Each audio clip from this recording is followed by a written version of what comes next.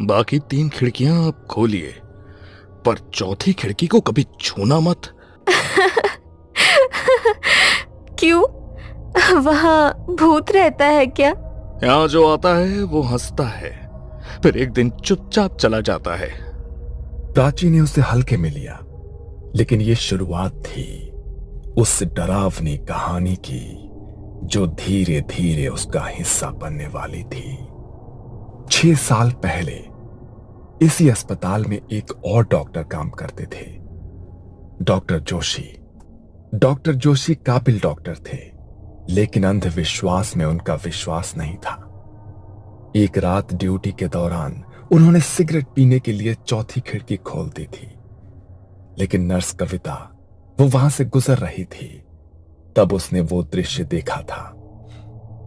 वो खिड़की खोलते ही जैसे कुछ धुआं सा अंदर आया और डॉक्टर जोशी वहीं शॉक में खड़े थे।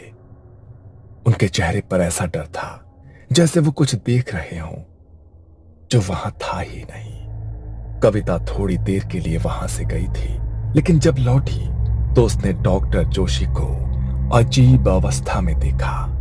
उनकी आंखें खुली थी, चेहरा पसीने से भीगा था और एकटक उसी खिड़की को घूर रहे थे। उस हादसे के बाद डॉक्टर जोशी ने किसी से कुछ नहीं कहा, लेकिन वो अंदर से बदल गए थे। उन्होंने चुपचाप अपने ट्रांसफर की अर्जी दे दी, पर उनका ट्रांसफर मंजूर होने से 2 हफ्ते पहले ही उनकी लाश उसी चौथी खिड़की के नीचे अस्पताल के अहाते में मिली थी।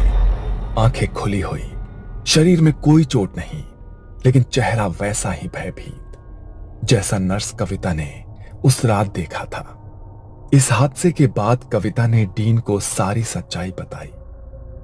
2 हफ्ते पहले की बात है। जोशी सर नाइट शिफ्ट कर रहे थे।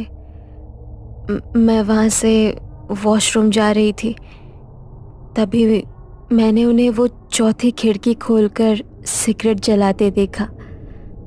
जब मैं वापस लौटी तब जोशी सर जमीन पर डरे बैठे थे, पसीने में भीगे, उसी खिड़की के पास देख रहे थे। तभी अस्पताल प्रशासन ने आदेश जारी किया कि शवगृह की चौथी खिड़की हमेशा बंद रहेगी। प्राची अपनी रोज की ड्यूटी करती, रिपोर्ट्स बनाती और समय पर घर लौट जाती। चौथी खिड़की उसके लिए बस एक बंद कोना थी, न कोई सवाल, न कोई दिलचस्पी। लेकिन एक दिन